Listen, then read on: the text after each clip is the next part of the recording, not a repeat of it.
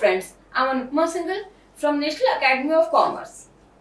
दोस्तों, आज हम वीडियो के माध्यम से बात करेंगे उस टॉपिक की जो आपके paper 2 business laws and business correspondence and reporting में आता है। जी हाँ, आज का हमारा टॉपिक है प्रेसी राइटिंग। ये आपके बीसीआर पोर्शन में, यानी कि जो पेपर 2 का सेकंड पोर्शन है उसका 7 चैप्टर है।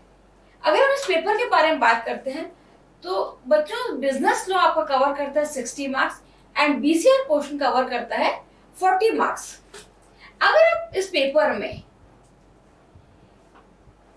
सिक्योर करना चाहते हैं अबव 60 और 70, देन आपको बीसीआर का पोर्शन जो है उसको बहुत स्ट्रॉन्ग करना पड़ेगा। जी, इंग्लिश पोर्शन में छोटे छोटे क्वेश्चंस जो 11th 12th या और कहीं तो बहुत बचपन से इंग्लिश के कुछ पोर्शंस हम लोग पढ़ते आ रहे हैं, तो यहाँ पर उसकी हमें थोड़ी सी मास्टरी चाहिए जिससे हम इस पेपर में वेरी इजीली अबव 60 और 70 स्कोर कर लेते।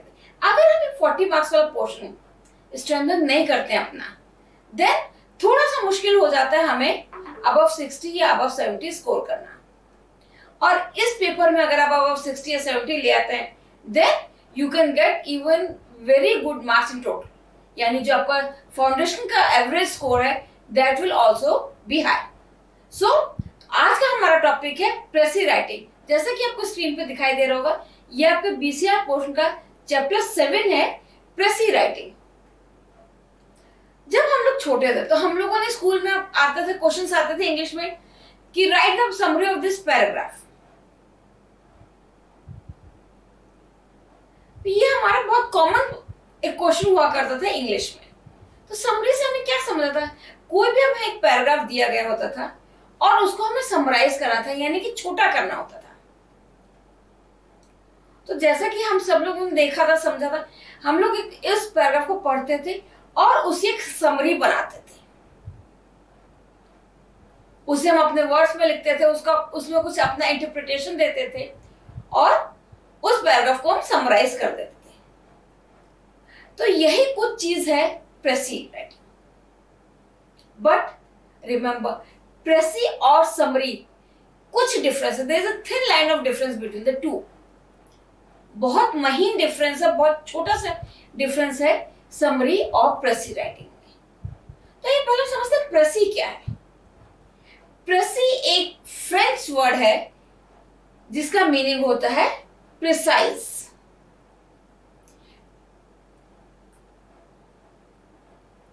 The French word which means precise. Precise मतलब to be, जैसे हम लोग बोलते हैं 3:15 3:30 के बीच में आएंगे, नहीं precise I will arrive by 3:20. To be precise मैं 3:20 तक आ जाऊंगा, मतलब हमने एक फिक्स टाइम बताया। यह प्रिसाइजनेस, वेग नहीं था कि 3:15 से 3:30 बजे तक, फिक्स प्रिसाइज एग्जैक्ट टाइम। इसका कॉल आया था, I received a call around somewhere around 4। लोग ऐसा बोलते हैं कि 4 बजे के आसपास कॉल आया था। टू बी प्रिसाइज 4:05 पर इसकी कॉल आई थी, मतलब हमने एग्जैक्ट टाइम बताया। तो दिस इज व्हाट प्रिसाइजनेस मींस। तो प्रेसी राइटिंग क्या है? तो प्रिसाइज का वर्ड हमने समझ लिया कि एक फ्रेंच वर्ड है प्रेसी, जिसका मीनिंग होता है प्रिसाइज। ठीक है, this means a shortening of a text in one's own word। हमारे को एक पैराग्राफ दिया हुआ है जो कि हम बचपन में समरी के नाम से जानते थे, बट जैसे जैसे हम बड़े होते गए 11th 12th में पहुंचे तो हमारे को एक डिफरेंट टॉपिक हमारे सामने आया, that was precis writing. Precis writing क्या है? A shortening of a text in one's own words, यानी कि एक कोई गिवन पैराग्राफ है, कोई गिवन टेक्स्ट है जिसको कि हमें अपने वर्ड्स में लिखना है। But remember, keeping all the essential elements of the given text. इसका क्या मतलब हुआ कि जो पैराग्राफ हमें दिया है उसके जितने भी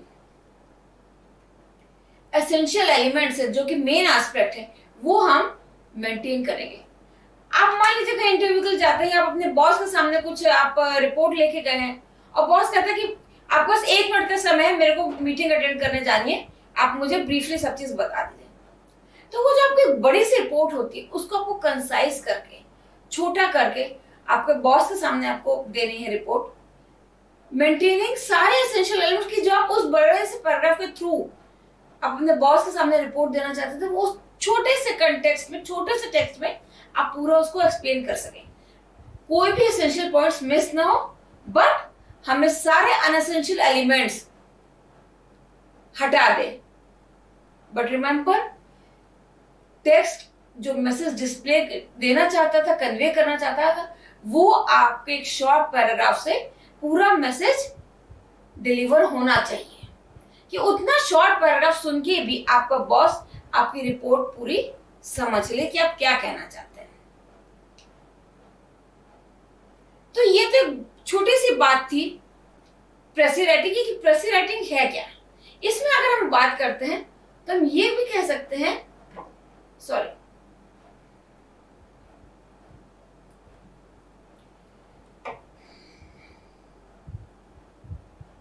हमने बात करी, इसको हम ऐसे भी लिख सकते हैं, main theme of the passage, जो भी आपको गिवन पैसेज है, इज एक्सप्रेस्ड इन, यानी कि जो आपको पैसेज दिया है उसकी जो मेन थीम है उसको हम लेसर वर्ड्स में एक्सप्रेस कर रहे हैं। अब ये कितने लेसर वर्ड्स में, क्या ऐसी कुछ रूलिंग है? जी हाँ, ये लेसर वर्ड्स या फ्यूअर वर्ड्स जो हैं आपके, they should be 1/3 of the original. यानी कि अगर 90 वर्ड्स है, दिस मीन्स आपको उस पैराग्राफ को शॉर्टन करना है, रिड्यूस करना है टू 30 वर्ड्स। तो कीपिंग इंटैक्ट मतलब जो हमारे पैराग्राफ दिया है उसके सारे एसेंशियल इंफॉर्मेशन को इंटैक्ट रखते हैं कि उस मिनिमाइज फॉर्म में सारी इंफॉर्मेशन कन्वे हो जाए। तो ये हमें ध्यान रखना है। अगर हम इस चैप्टर को देखें आपकी बुक में, आपके इंस्टीट्यूट के स्टडी मटेरियल में, तो ये चैप्टर आपके 11 पेजेस कवर करता है। दिस चैप्टर कवर्स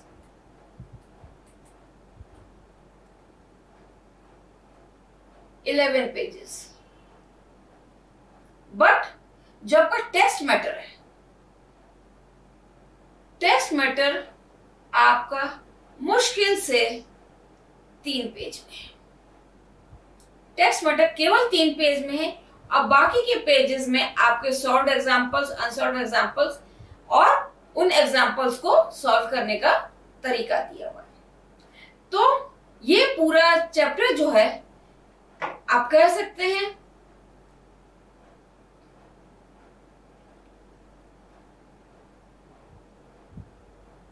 दो पार्ट में, 2 एस्पेक्ट्स है केवल इस चैप्टर के। एक तो क्वालिटीज क्या है गुड प्रेसी की, और दूसरा उसके स्टेप्स क्या है। तो हम बिगिन करते हैं।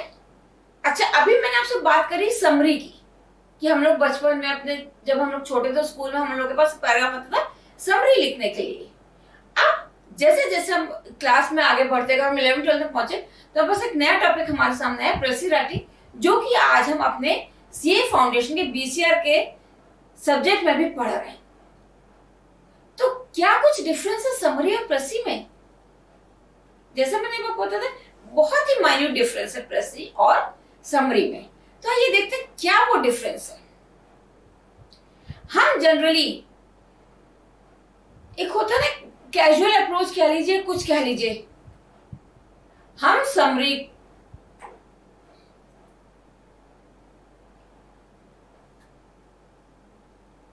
प्रेसी को हम लोग बहुत ही कैजुअल अप्रोच में अगर बोलते हैं, या हम उसकी बारीकी जाने बिना उसके लिए टर्म यूज करते हैं, तो that word is summary. But इसमें कुछ डिफरेंसेस हैं। Remember there are few differences जो कि हमें याद रखना है, जिससे हम अपनी प्रेसी राइटिंग में कोई भी गलती ना करें। सबसे पहला डिफरेंस है कि प्रेसी राइटिंग जो है वो एक छोटे पीस की, हम किसी छोटे टेक्स्ट की हम प्रेसी लिखते हैं। लाइक हमारा कोई पैराग्राफ हो गया, कोई रिपोर्ट हो गई, कोई आर्टिकल हो गया, या इवन हम कह सकते हैं किसी एक चैप्टर का। बट जहां तक बात समरी की है, समरी यूजुअली एक ह्यूज टेक्स्ट की हम लिखते हैं, जैसे कोई नॉवल हो गई, कोई थीसिस हो गई। तो ये हमारा पहला डिफरेंस कि किसी छोटे टेक्स्ट की जब हम को रिड्यूस करते हैं, दैट इज प्रेसी। और जब हम कोई बड़ा टेक्स्ट होता है, जैसे कोई नॉवल हो गई, कोई आर्ट थीसिस वगैरह हो गया, उसको जब हम शॉर्टन करते हैं, रिड्यूस करते हैं, उसको हम कहते हैं summary. Next very very important difference is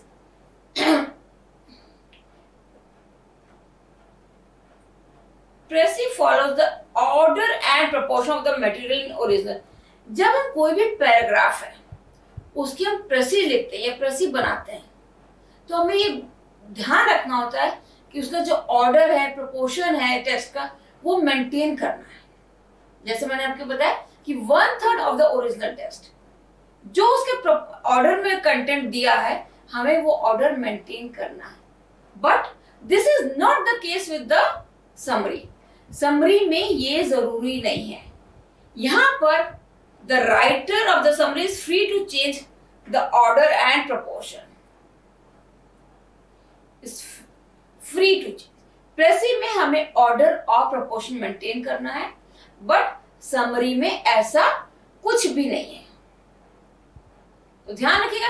इससे हमें एक बात निकल के सामने आती है कि order and proportion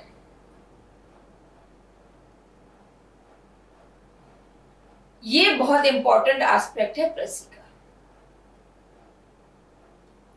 last yet important difference कि प्रेसी जो है वो उस ओरिजिनल टेक्स्ट का थॉट देती है, उस ओरिजिनल टेक्स्ट के थॉट को ही स्टेट करती है।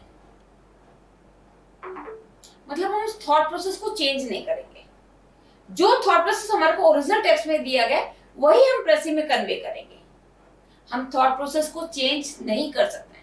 Remember, we can not change the thought process.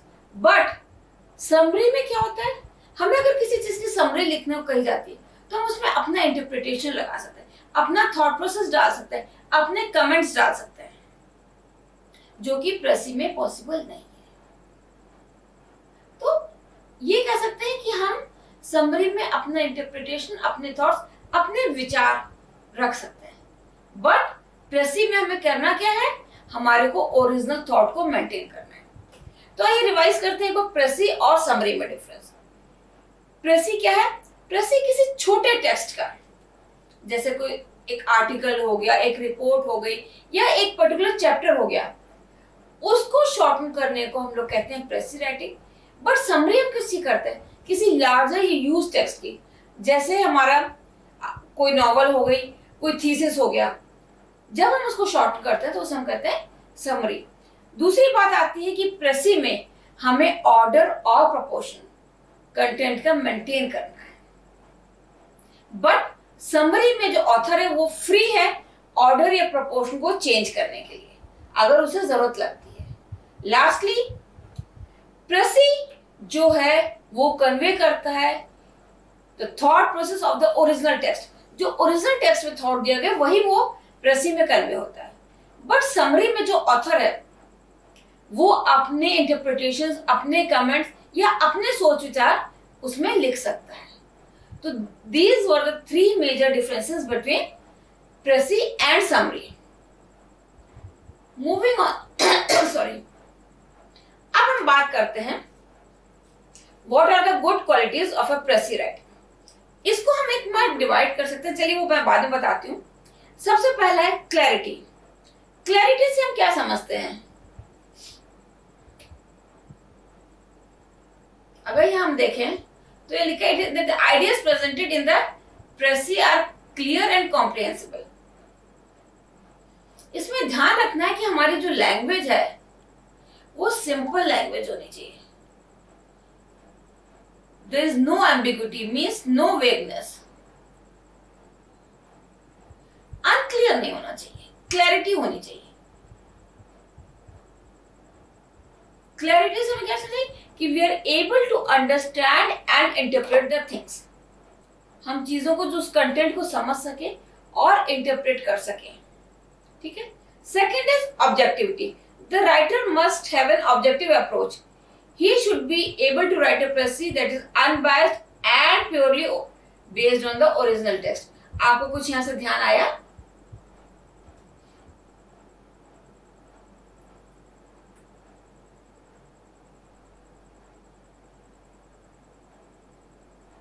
क्या इसकी लिंकेज हमको यहां मिल रही है?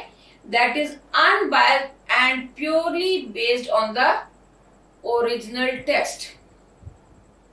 ये हमारी ऑब्जेक्टिविटी है कि यहाँ पे अनबायस्ड, हमें अनबायस्ड मतलब हमें अपने कोई भी थॉट प्रोसेसेस नहीं डालना है. वही थॉट प्रोसेस हमें प्रेसिस से कन्वे करना है जो कि ओरिजिनल पैराग्राफ में दिया गया है. ठीक है. करेक्टनेस. करेक्टनेस एक बहुत इंपॉर्टेंट एस्पेक्ट है प्रेसी का. यहाँ पे हमें केवल फैक्ट्स करेक्टनेस नहीं देखनी है. फैक्ट्स की करेक्टनेस तो बहुत इंपॉर्टेंट एस्पेक्ट है ही.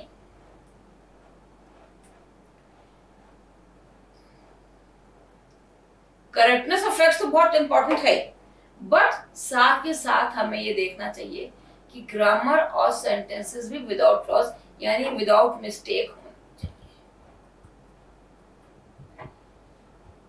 क्यों? क्योंकि अगर हमारे को कहीं भी सॉरी ग्रामेटिकल मिस्टेक हुई, सेंटेंस का मीनिंग ही चेंज कर देंगे.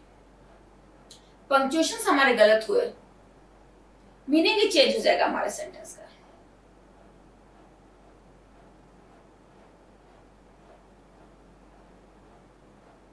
तो हमें ग्रामेटिकल मिस्टेक्स नहीं करनी है, अदरवाइज हमारे मीनिंग्स ही चेंज हो सकते हैं. तो रिमेंबर, फैक्ट्स की करेक्टनेस और ग्रामेटिकल करेक्शन भी इंपॉर्टेंट है. Coherence. A good passage should be coherent. That is, the ideas must be in a way that shows the connections clearly.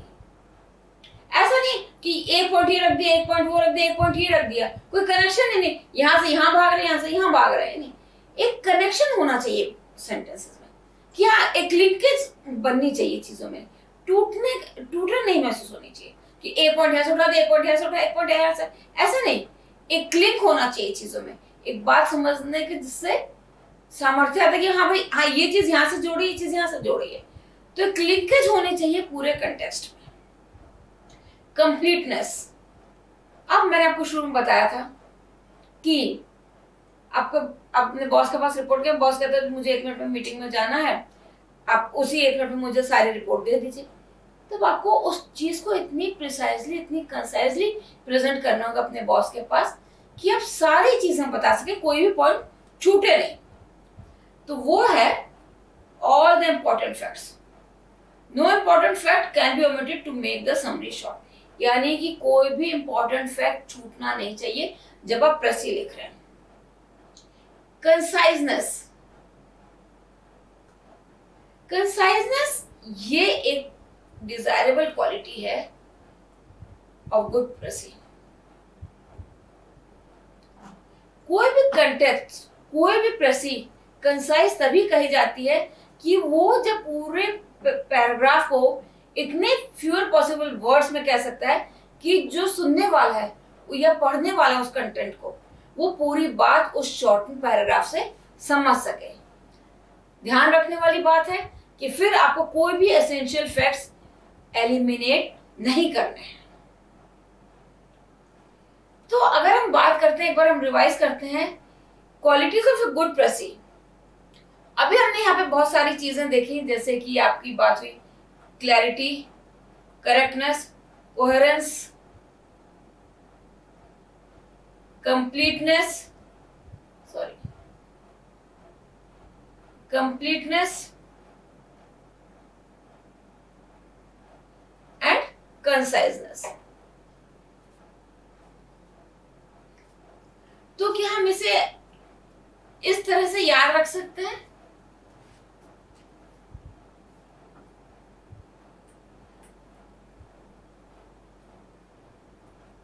Five Cs of precis writing. चलिए, पहला क्या है?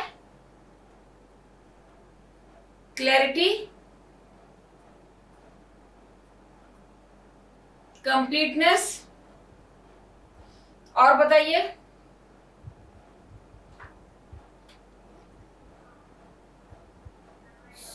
Sorry, आपका हुआ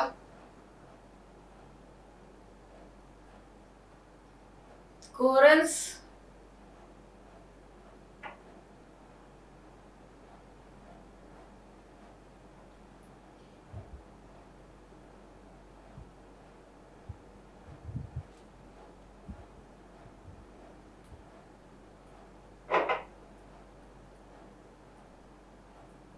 correctness और concise. ये हमारे 5 सीज हैं। और इसका एक इंपॉर्टेंट एस्पेक्ट हमारा क्या है? Take care of grammar. Grammatical mistakes नहीं होनी चाहिए, रिमेंबर। तो ये हमारे कुछ पॉइंट्स थे जो कि आपकी प्रेसी को एक क्वालिटी डिटरमाइन कराते हैं। But remember, no copy paste.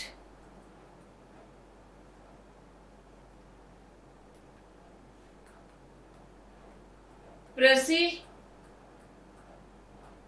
should be in own words। ध्यान रखना हमें ओरिजिनल पैराग्राफ्स के, ऐसा नहीं कि अगर हमें 1/3 करना, कुछ सेंटेंस हमने स्टार्टिंग में उठा ली, कुछ बीच में से उठा ली, कुछ एंड से उठा ली, ये प्रेसी नहीं हुई। आपको कोई ओरिजिनल सेंटेंस को कॉपी पेस्ट नहीं करना है, आपको प्रेसी को अपने वर्ड्स में लिखना है। और एक और इंपॉर्टेंट पॉइंट कि यूज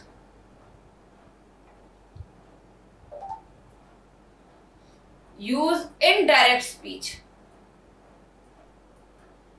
हमें प्रेसी हमेशा इनडायरेक्ट स्पीच में लिखनी है। पहला point, no copy paste, it should be in your own words और indirect speech. Fewer words, 1/3 of original text.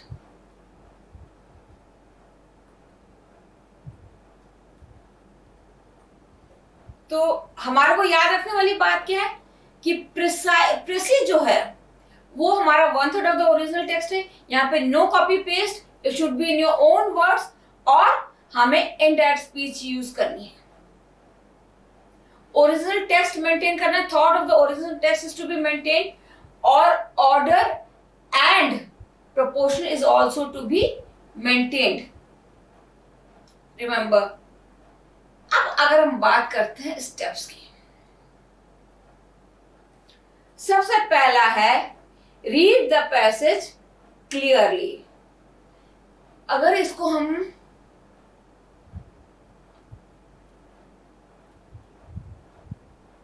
नाम देते हैं रीडिंग सबसे पहला हमारा, हमें पैराग्राफ को बहुत अच्छे से पढ़ना और समझना है।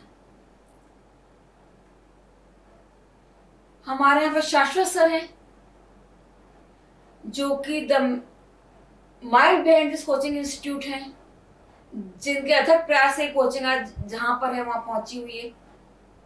वो हमेशा कहते हैं कि कोई भी चीज आपको शॉर्टन करनी है,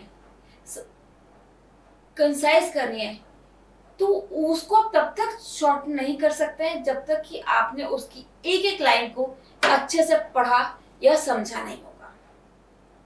वेगली आपने पढ़ लिया, उससे नहीं आप कुछ कोई चीज शॉर्ट कर सकते।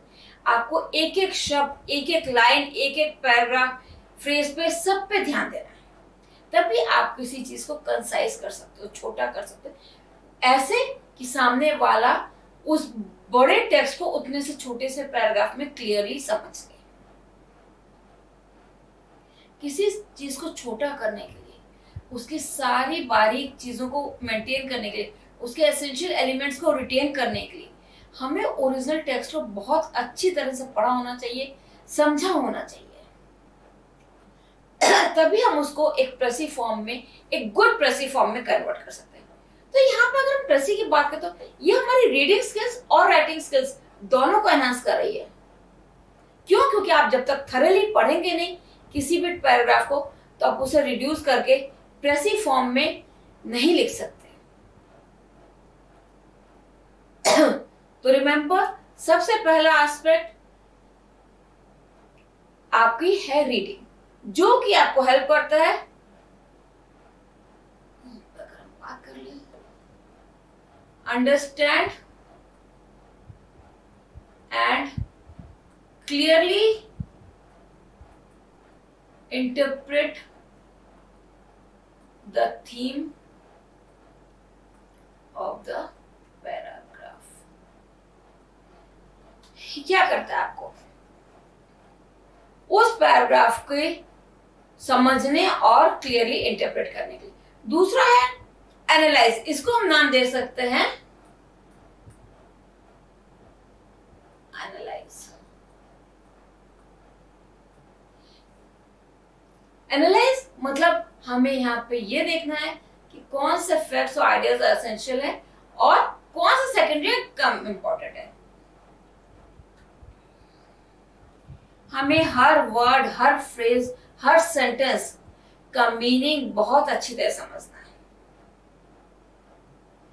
एनालाइज करना, इस पैराग्राफ को हमें बार बार पढ़ के ये एनालाइज करना है कौन सी चीज इसमें इंपॉर्टेंट है, कौन सी चीज ऐसी है जिसको हम ओमिट कर सकते हैं, फिर भी हम एसेंशियल कंटेंट और सारे इंपॉर्टेंट फीचर्स को मेंटेन कर सकते हैं।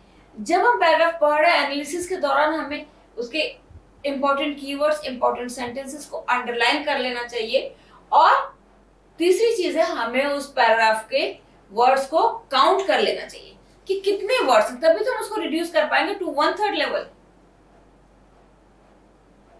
नेक्स्ट स्टेप इज टाइटल, इसको हम दे सकते हैं, इसको हम बोल सकते हैं टाइटल।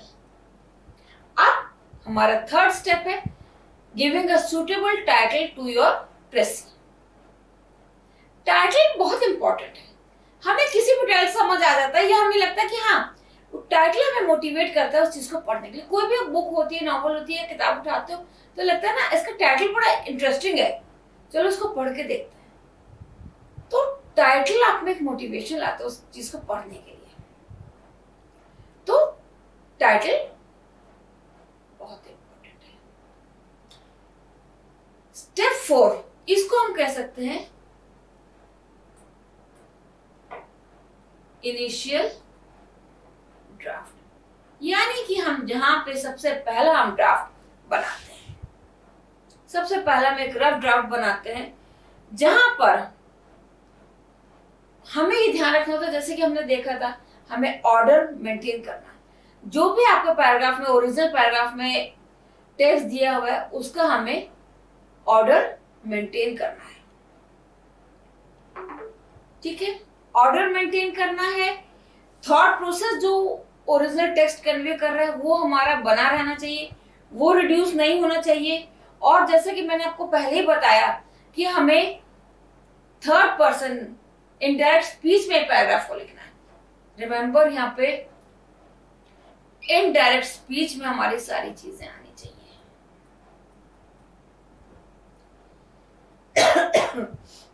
हमें अपनी तरफ से add nothing from your side।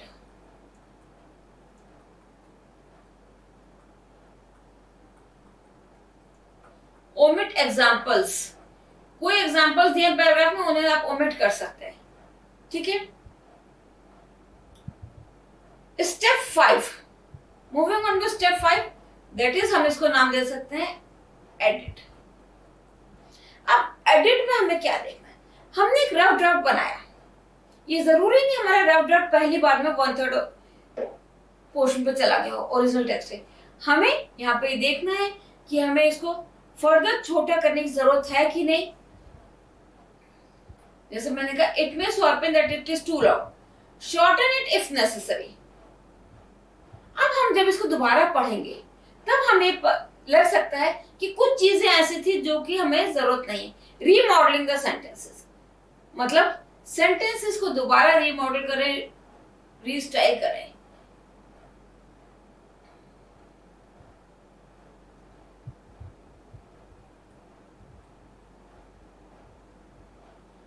जिससे हम ओरिजिनल पैराग्राफ का जिस्ट मेंटेन कर सके, उसका थॉट प्रोसेस मेंटेन कर सके। और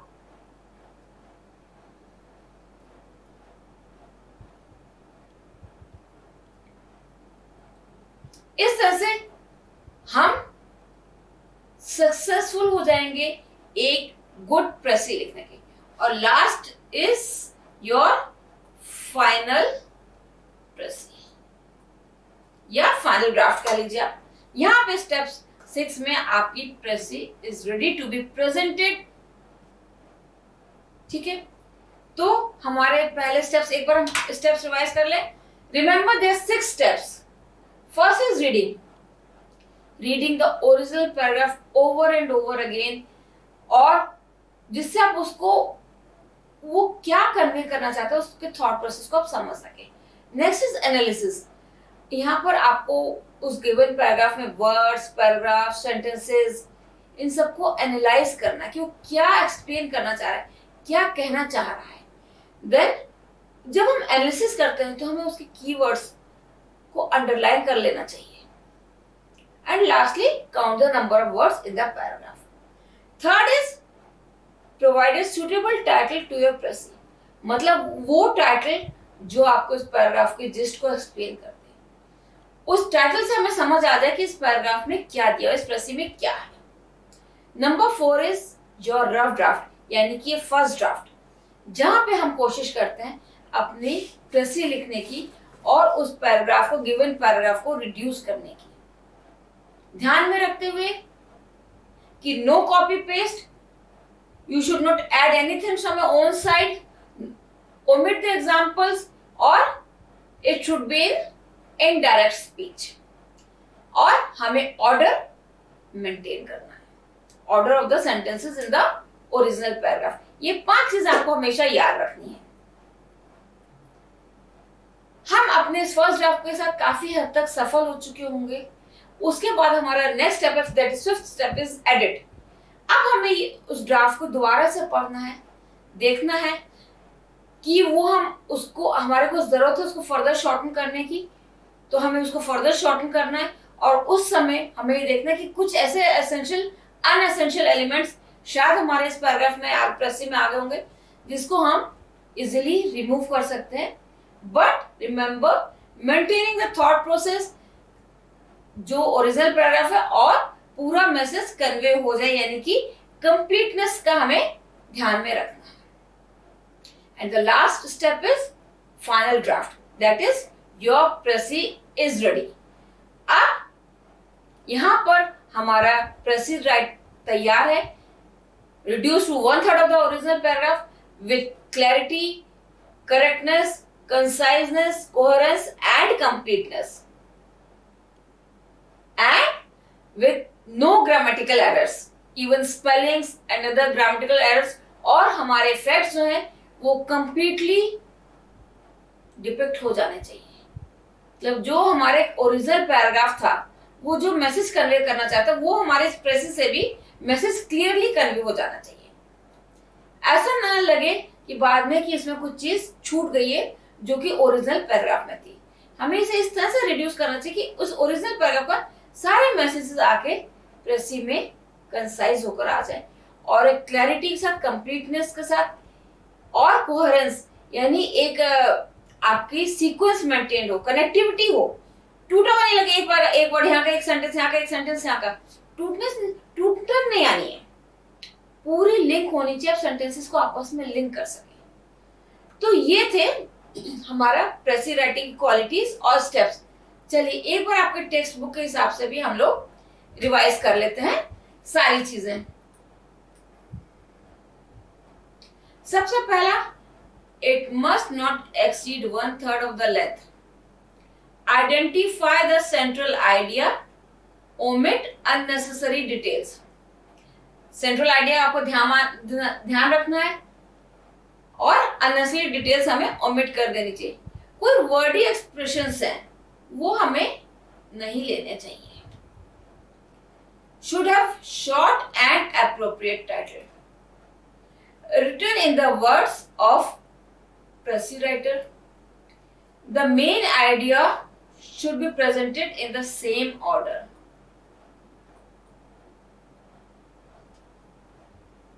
Do not introduce ideas of your own. मैंने आपको बताया आपने अपनी तरफ से कुछ नहीं ऐड करना है, अपना कोई थॉट प्रोसेस नहीं डालना है।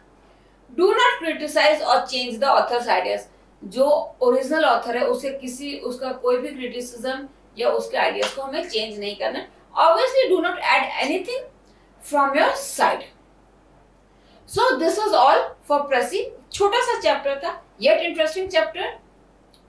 मूविंग ऑन, चलिए हम आपकी बुक का पहला एग्जाम्पल है उसको हम लोग ले लेते हैं और उसको पढ़ते हैं।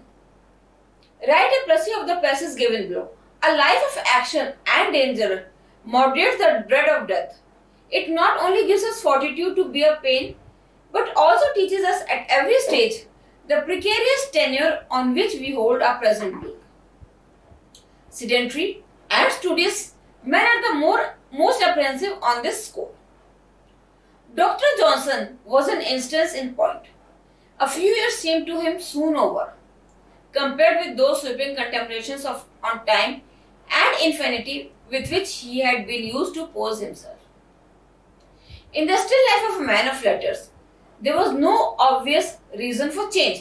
पहले मैं पैराग्राफ पढ़ दे रही हूँ, फिर उसका एक आपको जिस्ट बता रहे हैं, फिर हम देखते हैं कि इस पे क्या इंपॉर्टेंट लाइन्स हम लोग टेकअप कर सकते हैं। The most rational cure, after all, for the inordinate fear of death, is to set a just value on life. If we may wish to continue on the scene, to indulge our headstrong humor and tormenting passions, we had better gone at once. And if we only cherish a fondness for existence, according to the good we desire from it, the pain we feel at parting, it should be pain, not pain. We feel at parting, it will not be very sweet. देखिए थोड़ा सा tough है paragraph, but यहां पे हम समझ सकते हैं कि यहाँ पे डेथ की बात हो रही है। इस पैराग्राफ में बात किस चीज की कर रहा है वो? डेथ की। Dread means fear. फोर्टिट्यूड की अगर हम बात करें, पहले मीनिंग समझ लेते हैं। स्ट्रेंथ या करेज। Precarious means uncertain.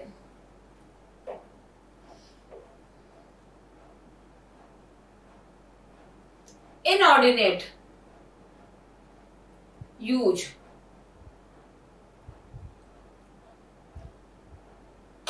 ये कुछ सेंटेंसेस है, वर्ड्स है जो कि शायद मीनिंग क्लियर हो जाए से हम लोग इस पैराग्राफ के जिस्ट को अच्छे से समझ सकें। तो चलिए अगर हम अब बात इसको दोबारा से पढ़ते हैं, हम इंपॉर्टेंट सेंटेंसेस मार्क करते हैं, बॉक्स में ले लेते हैं तो ज्यादा इजीली हमें। A life of action and danger, यानी एक्शन में और डेंजर में, मतलब हम काम करते हुए एक लाइवली लाइफ जीते हैं तो हमारे को डेथ का फियर नहीं होता है। It not only gives us fortitude to bear pain, ठीक है, but at every step the precarious tenure, it teaches at every step the precarious tenure on which we hold our present being. Sedentary and studious men are the most apprehensive. ये तो आगे बात हो गई है। फिर नेक्स्ट अगर हम लेते हैं,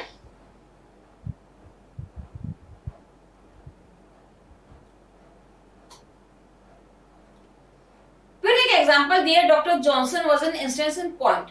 हमने देखा कि हमें एग्जांपल्स को नहीं लेते हैं तो हम लोग इसको इग्नोर करते हैं। The most rational cure for all the huge fear of death is to just value your life. यानी कि हमें अपनी लाइफ को वैल्यू करना है। जो लाइफ हमें मिली है उसको वैल्यू करें, उसकी इंपॉर्टेंस को समझें।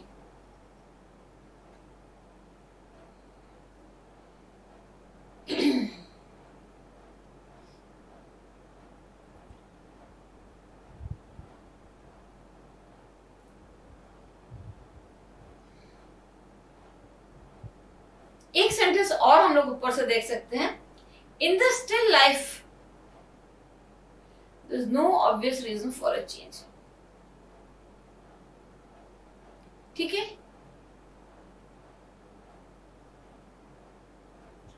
और एक लास्ट पॉइंट हम देख सकते हैं,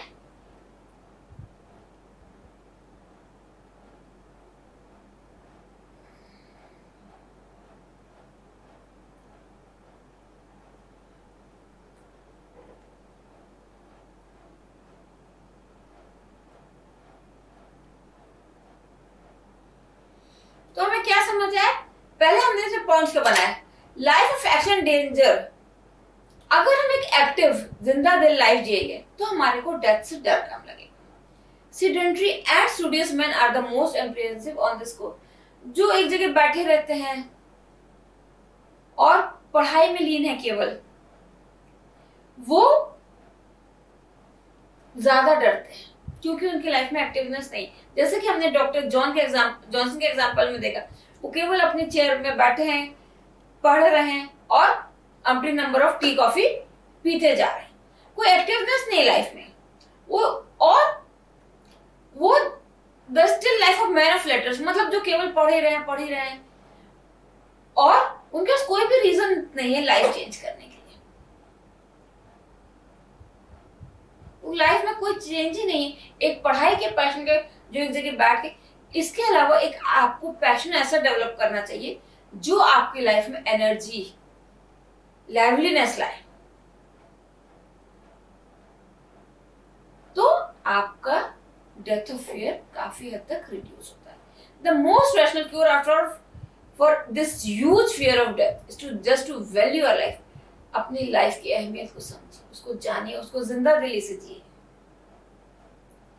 If we only cherish a fondness for existence according to the good we desire from it, हम उसे जो अच्छा चाहते हैं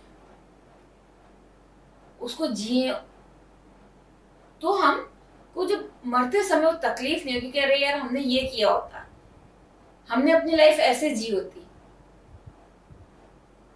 तो हम शायद ज्यादा सुकून से मरते। ऐसी फीलिंग नहीं आनी चाहिए। हमें अपनी लाइफ इस तरह से जीनी चाहिए कि हमारे को डेथ का डर नहीं रहे, और हम शायद जब इस दुनिया से जाएं तो हमारे अंदर एक कोई रिग्रेट की फीलिंग नहीं हो कि अरे मैं तो अपना पैशन ही नहीं फॉलो करा, मैंने ये नहीं करा, मैंने वो नहीं करा, मैं बहुत डर लाइफ जी। ऐसा नहीं होना चाहिए। तो हमें क्या इससे समझ आता है कि हम इस पैराग्राफ की क्या हेडिंग दे सकते हैं? बिल्कुल, हम इस पैराग्राफ को हेडिंग दे सकते हैं फियर ऑफ डेथ। राइट, चलिए आगे देखते हैं हमारी बुक हमें क्या बता रही है। We do not fear death if we live an active life. ये इंपॉर्टेंट पॉइंट्स उसने जो मार्क करें, those people who fear death the most are the ones who spend such time sitting and studying. We do not fear death because this happens because they lead an inactive and peaceful life and they do not want any change. The most valuing life value करिए,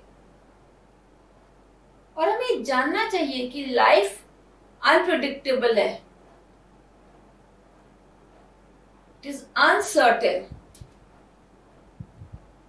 ठीक है, ये देखिए, the fear of death is the title given है। चलिए हम first draft लिखते हैं। If we lead an active life facing dangers, remember मैंने कहा था हमें कॉपी पेस्ट नहीं करना चाहिए, we have to write in our own words. If we lead an active life facing dangers, we will fear death less. People who spend a lot of their time lazing around and leading a peaceful life are the ones who are most afraid of death. This is because they do not want any change. The most sensible way of getting rid of the fear of death is to value your life. If we do not give unnecessary importance to our life, we will not feel the pang of death. Remember, समझ है कि हमें importance देनी है.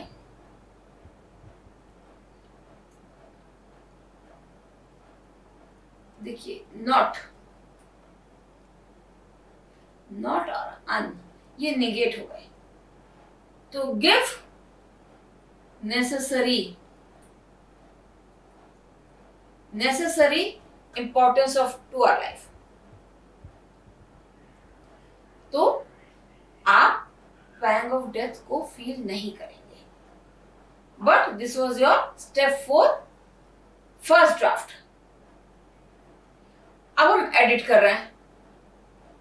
Then third, देखिए यहाँ लिखा है एडिट में, then third of the length of the, since the paragraph is originally approximately, हमारा 65 वर्ड से ज्यादा नहीं होना चाहिए था, पर हमारे ड्राफ्ट में कितना था, यहाँ पे 80 वर्ड्स थे.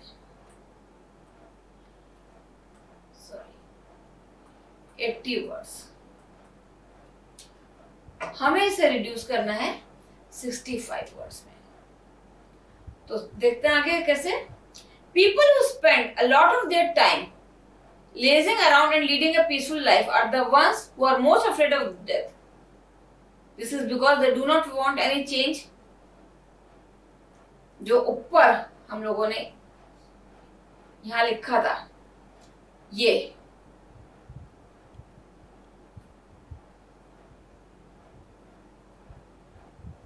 इसको यहां पर रिड्यूस किया गया है. People who lead a lazy and peaceful life, देखिए 1 2 3 4 5 6 7 8 9 11 12 13 14 15 16 17 18 19 20 21 22 23 24 वर्ड्स थे. और कितने हो गए, 1 2 3 4 5 6 7 8 9 10 11 12 13 14. यहाँ पे 24 वर्ड्स थे और इसको कितने में कर दिया, 14 वर्ड्स में. तो 10 वर्ड्स ऑटोमेटिकली आपके रिड्यूस हो गए. चलिए अब हम final. If we lead an active life facing dangers, we will fear death less. People who lead a peaceful lazy and peaceful life, जो कि हमने यहाँ पर पढ़ा, fear change and are most afraid of death. The most sensible way of getting rid of the fear of death is to value life properly. If we do not give unnecessary importance to our life, we will not feel the pang of death. चलिए यहाँ पे हम लोग words count कर लेते हैं. 1 2 3 4 5 6 7 8 9 10 11 12 13 14 15 16 17 18 19 20 21 22 23 24 25 26 27 28 9 30 31 32 33 34 35 36 37 38 9 40 41 42 43 44 45 46 47 48 49 50 51 2 53 54 55 56 57 58 9 60 64 words.